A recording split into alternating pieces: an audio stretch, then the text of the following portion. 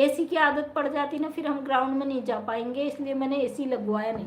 रखा है एसी के लिए, वो कहाँ गया एसी के लिए, जब वो वाइट छेद दिख रहा होगा ना उधर फोटो के बगल में, एसी के लिए रखा हुआ है, लेकिन आदत पड़ जाएगी फिर हम लोग ग्राउंड पे नहीं जा पाएंगे, इसलिए एसी से बचने की कोशिश कर रहे हैं। ऐसा नहीं है, कूलर है बड़ा बर्फ वाला है, ये बहुत काम करता, अगर ये चलता रात में ठंड लग जाती है। यहाँ पे हल्द्वानी में इतनी गर्मी भी नहीं है कि एसी की जरूरत पड़े, जरूरत ही नहीं पड़ती। ये भाई साहब से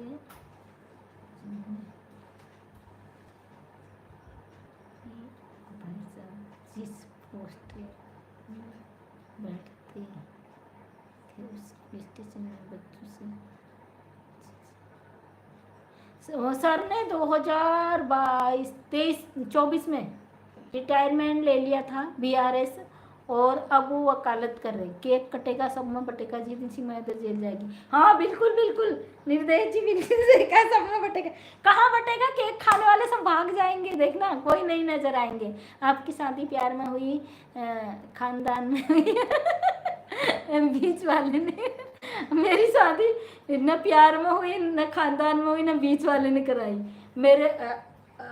मेरे हमारे यहाँ ऐसी शादी नहीं होती थी उस टाइम पे, प्यार वार नहीं चलता भाई हमारा। मेरे ससुर जी आए देखने, स्ट्रिक्ट खतरनाक थे, और मैंने अपनी स्टोरी सारी डाली है, आप जाके देख सकते हो, बड़ी खतरनाक है। मैंने अपनी सारी चीज़ें शेयर की हुई है यूट्यूब पे शुरू में, ऐसा नहीं चलता हमारे यहाँ। और मुझे लगता है जो लव मैरिज होती है ना वो सक्सेस नहीं होती, देख लो ना नीले ड्रम में हनीमून पे जो मिस्ट्री हो रही, लेकिन पहले ऐसे नहीं हुआ करता था। पहले जो बड़े बड़े जो, अगर मेरे ससुर जी ने, मेरे पापा जी ने किसी को जुबान दे दी ना तो उस पर कायम रहते थे। अब तो ऐसा हो ही नहीं रहा, अब तो कब कौन भग जाए कुछ पता नहीं है ना। शाम को कितने बजे लाइव आओगे? फिर मिला जी मैं लाइव तो आती नहीं हूँ, लेकिन बहुत मुझे मैसेज आए हैं, तो मैंने कहा चलो आज तो लाइव आती हूँ भैया, जैसी मौका मिलेगा। एक फिक्स टाइम सोच रही हूँ, 1 घंटे आधा घंटा जितना भी मिले। और शेरनी दीदी क्या लाइव नहीं आती? शारनी कौन है? सरिता जी की बात कर रहे हो क्या? वो तो डेली आती है रात को।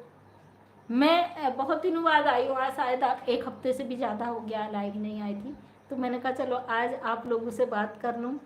परसों फिर मुझे बरेली जाना है पागल खाने इलाज कराने, कई लोगों का, कुछ लोगों का जिनका हमारी एनजीओ की तरफ से ट्रीटमेंट चल रहा है, उनकी दवाइयाँ फिर हम ही लाते हैं और किसी को देते नहीं हैं वहाँ डॉक्टर साहब, तो मुझे ही जाना पड़ता है।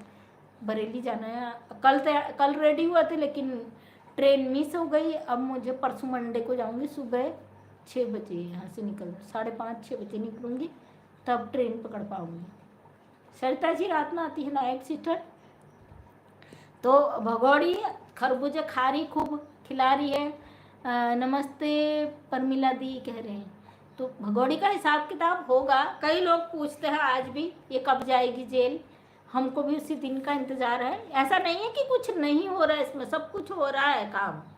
अब कुछ चीज़ें वहाँ से गलत हुई, कुछ यहाँ से गलत हुई, सब हुआ तो गलत ही है ना।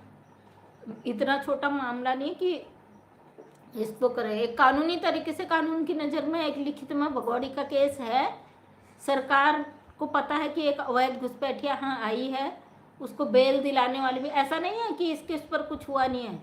इसको बेल जिसने दिलाई है, इसके उनके मोमिन सर के खिलाफ जिसने एप्लीकेशन डाली, वो सारी चीज़ें हैं, भगोड़ी के खुद के बयान, बहुत सारी चीज़ों में घिरी हुई है। अब ये कहते ना मरता क्या नहीं करता, धोबी का कुत्ता, न घर का न घाट का, जब वाला हिसाब हो जाता तो फिर इंसान क्या करे। मंजू दीदी हर हर महादेव, जय सिया राम। जय श्री राम। अनीता बहन कैसी हो? राधे राधे, हर हर महादेव।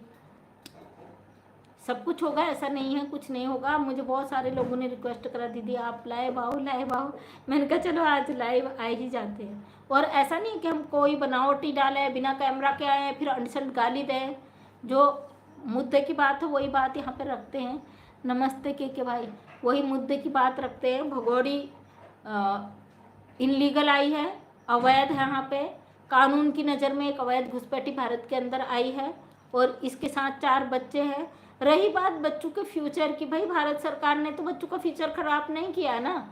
कई लोगों ने मुझे कमेंट किया 2 साल से बच्चों का भविष्य खराब हो गया, भारत सरकार ने रोके।